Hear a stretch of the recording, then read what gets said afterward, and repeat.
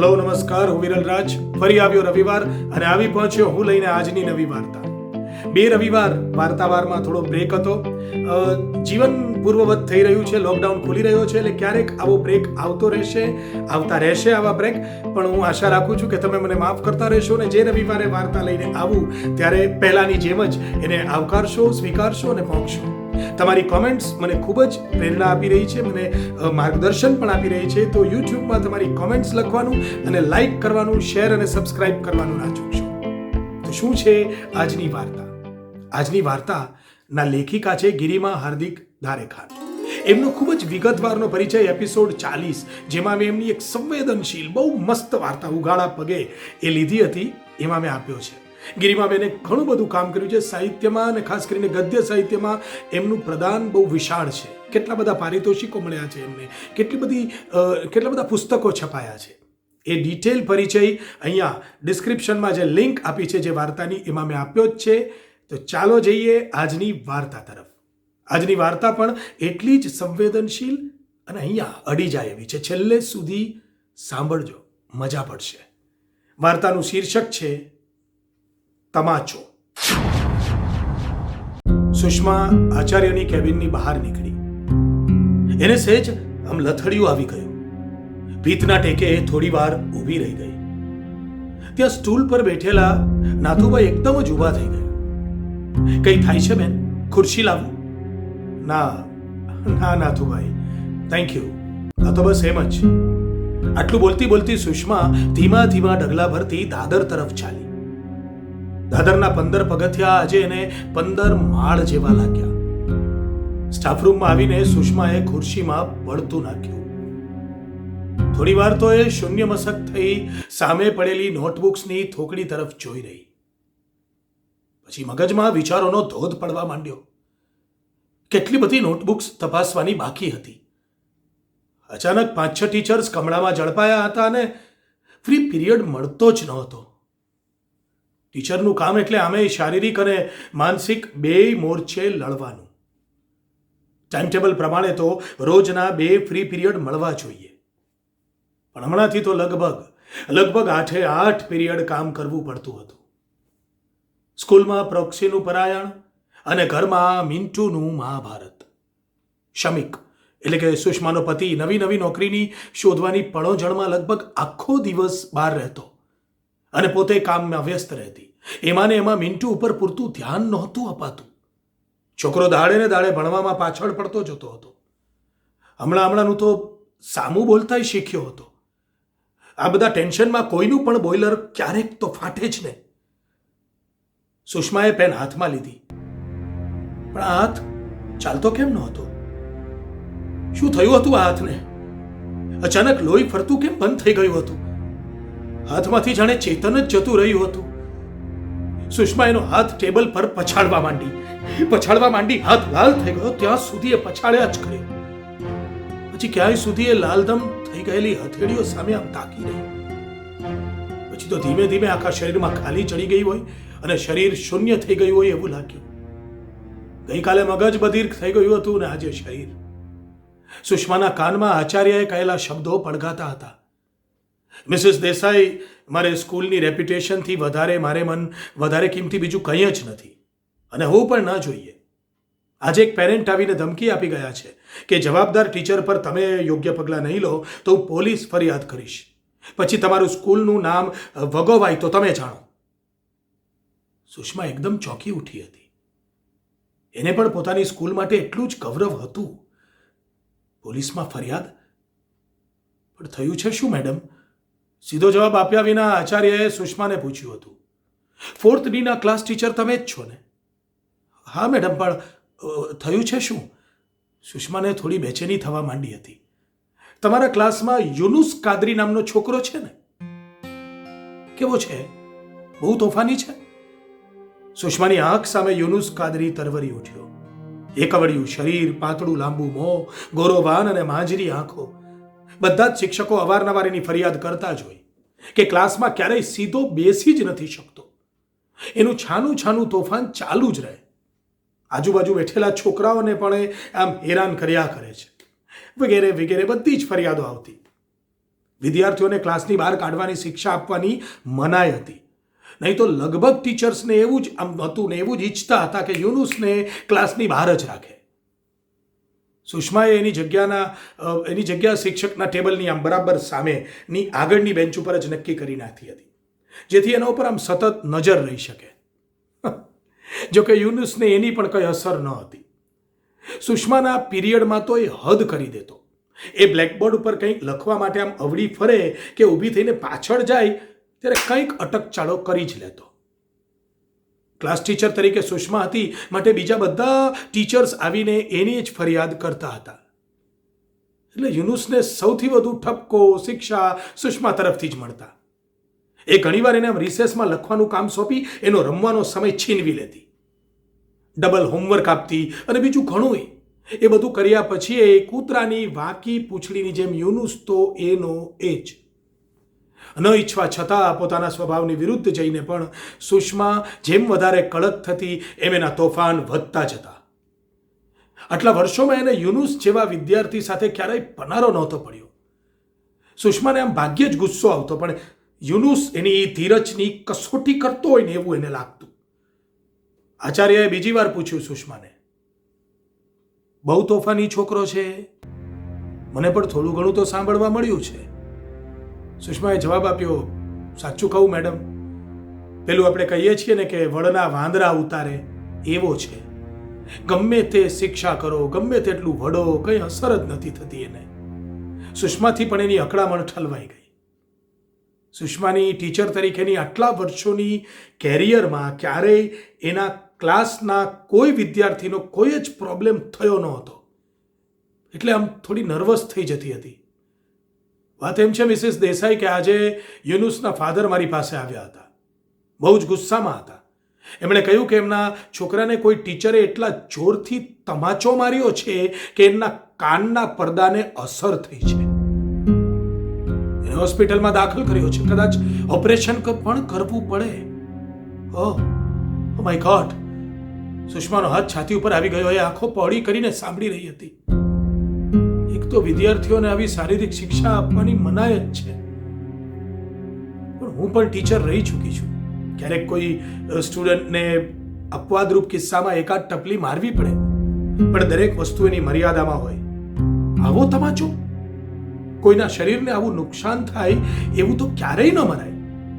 આમાં જો પાછી પોલીસ ફરિયાદ પણ થઈ અને આખી ઘટનાને ધાર્મિક સ્વરૂપ આપી દેવામાં આવે ને તો વાતનું વતેસર થઈ જશે.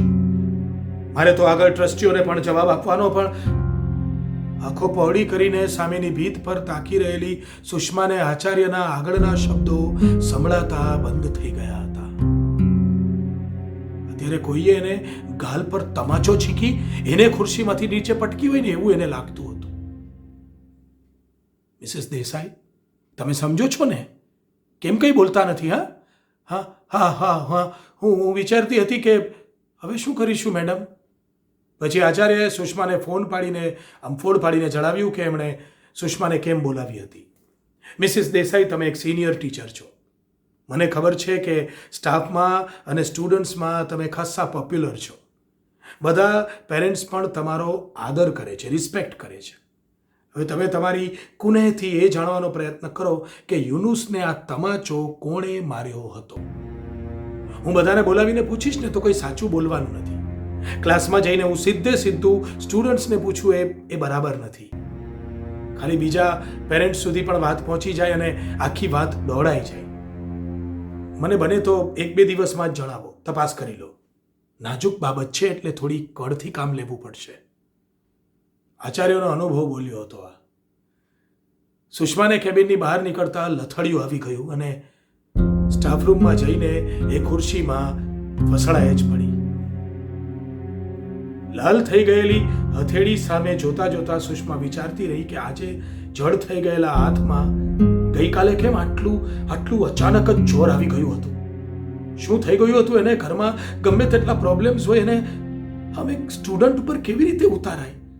કોઈ વિદ્યાર્થીને ગુસ્સો ઠાલવાની ગટર કેવી રીતે ગણી લેવાય? ક્રોધ ઉપર કાબુ રાખવાની શિખામણ એ કેટલા જણને આપતી હતી ને ક્યાં ગયો હતો એનો પોતાનો જ કાબુ? હવે છોકરાને કાયમની કોઈ તકલીફ રહી જાય તો એ પોતાની જાતને માફ કરી શકશે? આચાર્યએ પાછો ચોરને જ કોટવાળ બનાવી દીધો હતો. તમે કુનેથી જાણી લેજો. શું જાણે?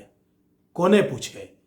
આખી ઘટના ક્લાસરૂમની બહાર જ ઘટી હતી, જેને માત્ર 2 જ જણા જાણતા હતા, એક એ પોતે અને બીજો યુનુસ. એ તો ગઈકાલે એક પણ ફ્રી પીરિયડ નહોતો મળ્યો. 7મો પીરિયડ પોતાના જ ક્લાસમાં પ્રોક્સીમાં ગઈ ત્યારે માથું ફાટફાટ થતું હતું.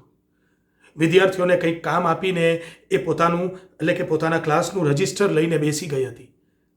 એટલે ક્લાસમાં થોડો ઘણો અવાજ તો આમ ચાલુ જ રહ્યો હતો. 9-10 વર્ષના બાળકો કેટલી શાંતિ જાળવી શકે? પીરિયડ પૂરો થવાનો ઘંટ વાગ્યો. એ હળબળાટમાં બહાર નીકળી અને પાછળ યુનુસ દોડીને ક્લાસની બહાર આવતો દેખાયો. આખા દિવસનો થાક, શમીકની નોકરી છૂટી ગયાનું ટેન્શન, મિન્ટુના નબળા રિઝલ્ટની હતાશા, બધું જ એક સાથે હૈયામાંથી આમ છટકી હાથમાં આવીને યુનુસના ગાલ પર પટકાયું હતું. એ વખતે મગજમાં એક જ વિચાર હતો. પોતે હજુ ક્લાસની બહાર નીકળીને તરત જ આ છોકરાએ દોડાદોડી ચાલુ કરી દીધી. યુનુસે પ્રતિક્ષિપ્ત ક્રિયાની જેમ મોં ફેરવી લીધું હતું ને હાથ એના કાન જોડે અથડાયો હતો. પણ એને આટલું બધું થઈ જશે એની ક્યાં ખબર હતી? સુષ્મા એક પણ નોટબુક ચેક ન કરી શકી. પીરિયડ પૂરો થવાનો ઘંટ વાગ્યો. સુષ્માનો પછીનો પીરિયડ 4D જ હતો. સ્ટાફરૂમમાંથી ક્લાસરૂમ જતા સુધીમાં તો અનેક વિચારો આવી ગયા. શમીકની નવી નોકરીનું ન થાય ત્યાં સુધી તો પોતે જ ઘર ચલાવવાનું હતું ને આ નવા આચાર્ય તો જવાબદાર શિક્ષક ઉપર પગલાં લેવાની વાત કરતા હતા. શું કરશે? કાઢી મૂકશે? મેમો આપશે? આટલા વર્ષોની જમાવેલી હાબરી ઉપર પાણી ફરી વળશે? આવતા વર્ષે તો બેસ્ટ ટીચર તરીકેનો રાષ્ટ્રપતિ એવોર્ડ માટે એનું નામ મોકલવામાં આવશે એવી વાતો થતી હતી. એની બદલે સાવ ઘરે બેસવાનો વારો આવશે. ધરતીકંપ જેવા એક તમાચાની આફ્ટર ઇફેક્ટ આટલી ભયંકર હોઈ શકે? કેવો ગુસ્સો આવી ગયો! આ યુનુસની મથરાવટી તોફાની તરીકેની હતી માટે આમ હાથ ઉપડી ગયો. પોતે સહેજ વારે જોવાની રાહ પણ ન જોઈ કે પાછળ શું કામ આવ્યો હતો. એ તો તમાચો ખાધા પછી એક હાથ કાન પર મૂકીને આંખમાં તકતકતા આંસુ સાથે એણે બીજો હાથ સુષ્મા તરફ લંબાવ્યો. ત્યારે જ સુષ્માને ખ્યાલ આવ્યો કે એ તો ટેબલ ઉપર રહી ગયેલી એની પેન પાછી આપવા આવ્યો હતો. જોકે એ વખતે તો એ લંબાવેલી પેન પકડીને એણે ચાલતી પકડી હતી. મન પસ્તાવો કરવા જેટલું નવરું જ ક્યાં હતું કે પછી એવું તો નહોતું ને કે વિદ્યાર્થીઓના માનીતી પોતે પોતાની અંદર જ છલકીને અધૂરો ખડો થઈ ગઈ હતી. પણ હવે સુષ્માએ નક્કી કર્યું કે યુનુસના પપ્પાને મળીને સાચી વાત જણાવી દેશે. 2 હાથ જોડીને માફી માંગશે. પોતાની ઘરની પરિસ્થિતિ જણાવીને આટલી વાર માફ કરી દેવાની વિનંતી કરશે. આ છેલ્લી વાર. પણ એ માનશે? મિન્ટુ સાથે આવું થયું હોત તો પોતે શું કરે? જે થાય, જ્યાં સુધી યુનુસને જોઈ નહીં લે ત્યાં સુધી હૃદયની આ બળતરા ઠંડી નહીં પડે. એ છોકરાનો આંખમાં આંસુ સાથેનો ચહેરો સુષ્માની આંખ સામેથી ખસતો નહોતો. સુષ્માએ ક્લાસના રજિસ્ટરમાંથી યુનુસના પપ્પાનો નંબર શોધી લીધો.